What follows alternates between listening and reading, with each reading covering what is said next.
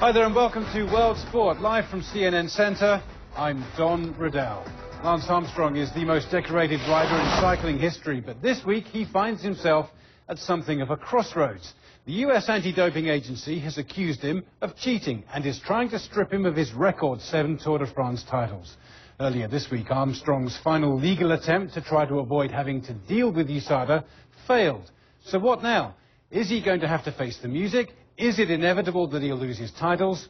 The ball's in Armstrong's court right now. What is he going to do next? Well, the cover of the next bicycling magazine, which hits the stands on September the 4th, reads, "The truth hurts. The long pursuit of Lance Armstrong may yield a verdict, but it won't bring justice." Joining me now to discuss the standoff is the magazine's own Peter Flax via Skype. Peter, thanks very much for joining us. Armstrong has a lot of thinking to do this week. What do you think he's going to do next?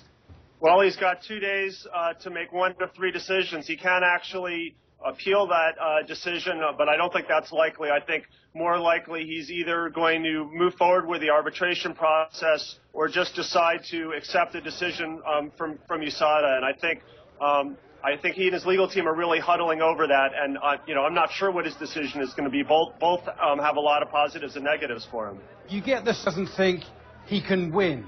Is that right? Yeah, I think, what he's looking at is, on one hand, he goes forward with arbitration, and almost certainly, I think he has good reason to think that USADA is going to offer judgment against him, or he can just accept the judgment, which means he'll have those titles likely stripped from him, but at least at that point, he can claim that he was the victim of a witch hunt, and for the people that believe in him and that back his foundation, he has, some basis to make those claims. He's never failed a drugs test, has he? How does he find himself in this much trouble?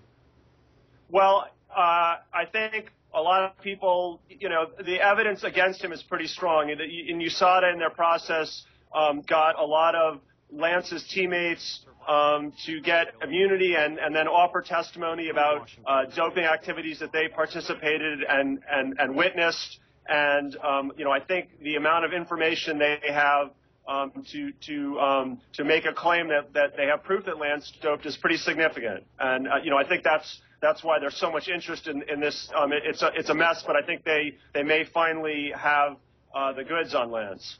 Now, the headline for your article in your next magazine is "Injustice for All." Injustice for all. What do you mean by that?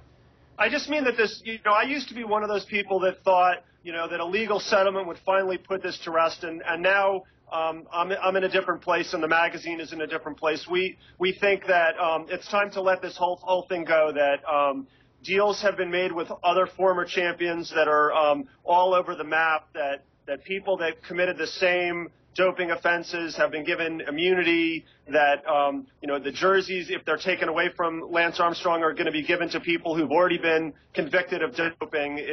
Justice is just not on the table anymore. This is real something that's just a giant mess. And, maybe like in South Africa and Rwanda, where they had Truth and Reconciliation Committee, where the point was just to air what happened and move on. Maybe that's what cycling needs to do now.